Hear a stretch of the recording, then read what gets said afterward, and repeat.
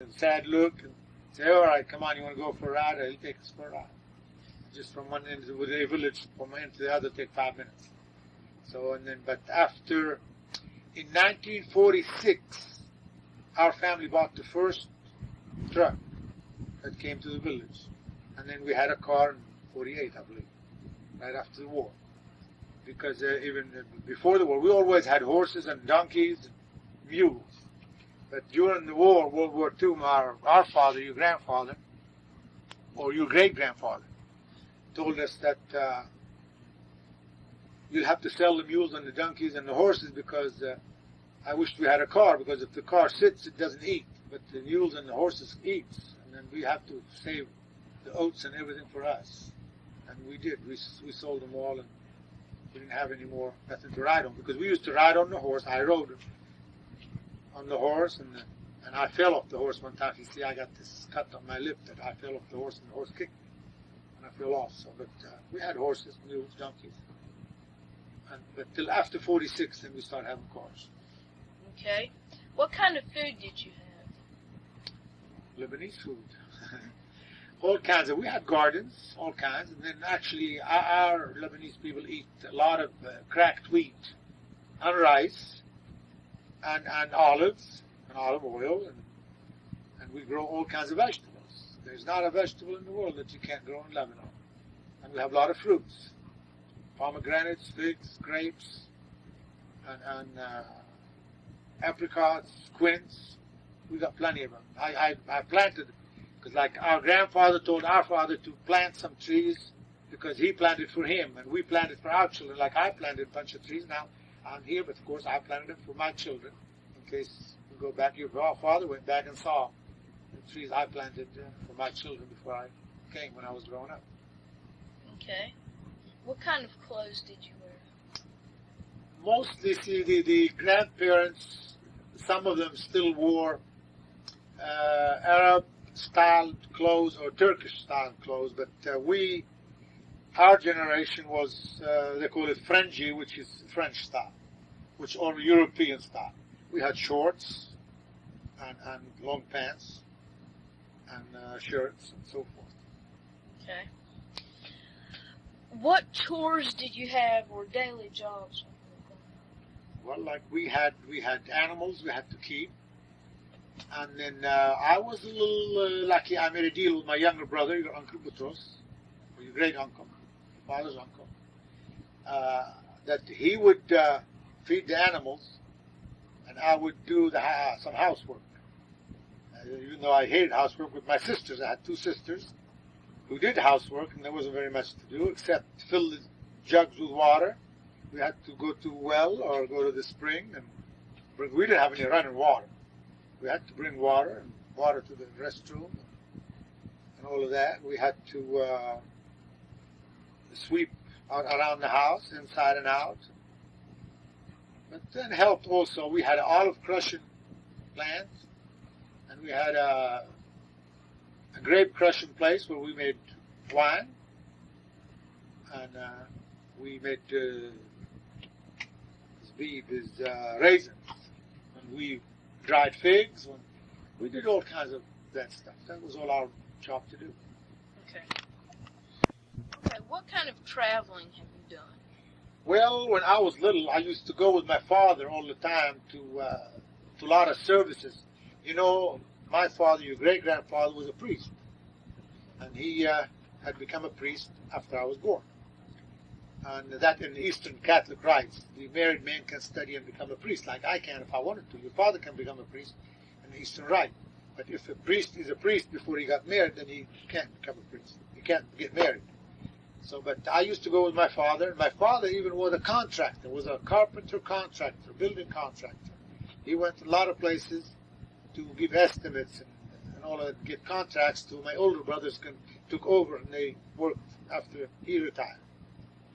But then I went with the British Army also. I traveled to Jordan, Syria, Iraq, and Palestine, and all over Lebanon.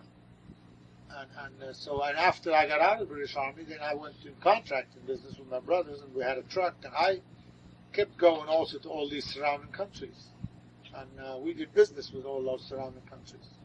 I had a lot of travel, and when I first came to the States, I stopped a lot of places in Europe, and when I went back twice to Lebanon and back, we stopped all over Europe again, in Rome, and in Ireland, and in England, and France, and Holland, a lot of places.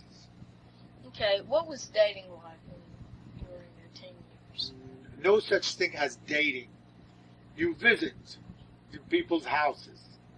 Even you go for walks in a group. There was always group dating, let's say. Well, you could call it group dating. And if there's a nice girl that you like, you think, you go to her house.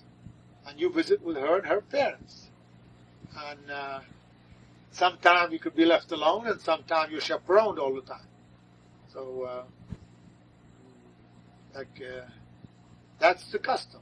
A girl wants to go somewhere with a boy, her brother or her cousin will accompany them, or it's proper to ask the cousin or the brother to come and accompany you. You don't ask the young lady to go with you alone. You have to ask her, how about you and your brother come and let's go for a walk? And then if the brother refuses to go, then you don't go, because that's disrespect to the girl. Okay. Did you have any pets? Pets, of course, we had cats. We never had dogs somehow, but a lot of neighbors had dogs, but I was always leery of dogs because they'll bite. But we had cats all the time. And also we had goats and sheep. And a lot of times the little goats and the little sheep. And we raised them all the time. See, we have a carnival week, what we call in Lebanon. At the carnival week, you slaughter a young goat or a young sheep for food. And it's a ceremonial thing. We call it carnival week, for a whole week before the Lent. There's the 40 days of Lent. Before Lent, you have the carnival week and you slaughter a sheep, like the old customs. And then after the 40 days of Lent, there comes Easter. And then sometimes we used to cry because we adopted the sheep or the goat as a pet and we had to kill it. Okay. What were holidays like?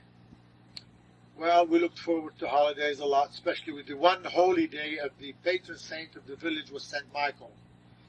We had two patron saints, actually St. George and St. Michael, but St. Michael was the main parish church. And at the Feast of St. Michael, I remember when I was about between 5 and 10, if I had 50 cents for the holiday, I was rich. Because at that time, you bought ice cream cones for a penny. And you bought candies for a penny. And heck, you could buy 50 things for 50 cents. So, but then all the peddlers would come to the feast. We'd have religious holidays, plus peddlers would come, and the grown-ups would have dances and all of that in the evening of the feast eve, you know. And then we kids go and buy things, or sometime take little chances on little toys. You put a penny and spin the wheel, and if it lands on the number, then you can get a toy. Okay.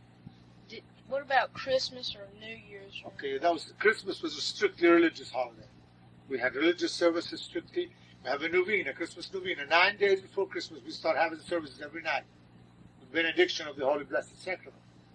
But New Year's is a day of exchanging gifts with us. We exchange gifts for New Year's, and then the customs was the one that gets up the earliest and says good morning to the Father gets the best gift. So we used to just try to get up early in the morning and say good morning to our Father, and then he'd give us a little money, some raisins and some quince that he had saved, you know, even though it's winter time, but you could preserve it. And but if you got a quarter, you were flying high. So that's the only time you got gifts is around New Year's. Okay. Well, then again, the story how you came to be here is because when I came from Lebanon to the States, I stopped in Pennsylvania where I had cousins. And I met your grandmother there. And then after a few trips and a few correspondence and so forth, and after I found out it's going to take me 6 years instead of 6 months to settle the estate, I decided, well, I better just get married and and then look at my future. So I got married to your grandmother, and then we went and lived in Minnesota from 1950 through 1955 in August, and then we came on a trip and came down here to see her brothers and sisters, and went to Pennsylvania, and then finally ended up in business here with her brothers and sisters who are in Copper Hill, Tennessee. And then your daddy was born in Minnesota, and Aunt Teresa and Aunt Mary were born in Minnesota, but then the rest of them were all born here in Andrews. And then your daddy went to school here, and he met your mother in school. They got married right here in Andrews. And you were born in Roseboro, I believe. Yeah, Fayetteville Hospital, so where they live in Roseboro. And you are now in Salisbury, and I'm still in Andrews. Okay. And I spent here the most part of my adult life. Okay. Thank you. You're welcome.